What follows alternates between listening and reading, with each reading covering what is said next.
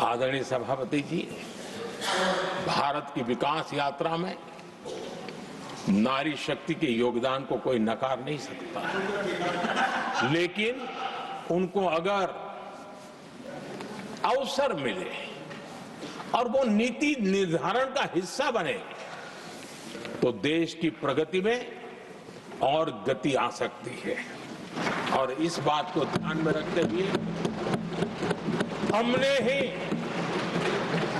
और इस सदन का पहला निर्णय हुआ, हम देशवासी गर्व कर सकते हैं, सदन इस बात के लिए याद रखा जाएगा, ये नया सदन सिर्फ उसके रूप रंग के लिए नहीं, ये नया सदन का पहला निर्णय था नारी शक्ति वंदन।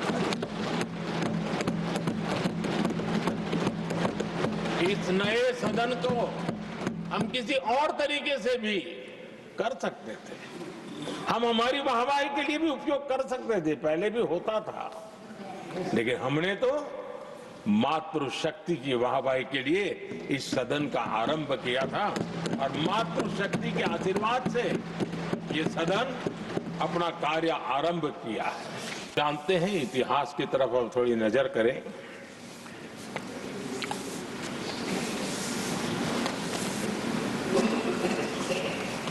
यानी मैं कह रहा हूं इसलिए नहीं, बाबा साहब आंबेडकर के साथ कांग्रेस को कितनी नफरत रही थी, उनके प्रति कितना गुस्सा था और किसी भी हालत में बाबा साहब की हर बात के प्रति कांग्रेस चिढ़ जाती थी और इसके सारे दस्तावेज मौजूद है।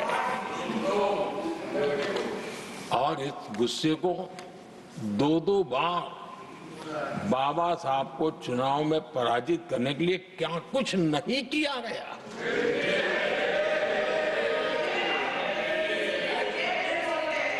कभी भी बाबा साहब को भारत रत्न के योग्य नहीं समझा गया। आदरणीय सभापति जी, कभी भी बाबा साहब को भारत रत्न योग्य नहीं समझा गया। इतना ही नहीं, आदरणीय सभापति जी,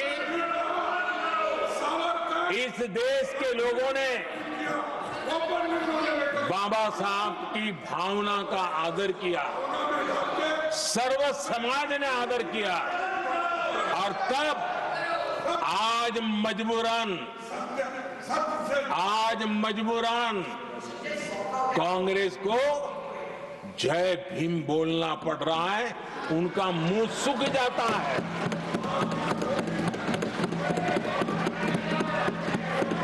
और आदरणीय सभापति जी, ये कांग्रेस भी रंग बदलने में बड़ी माहिर लग रही है।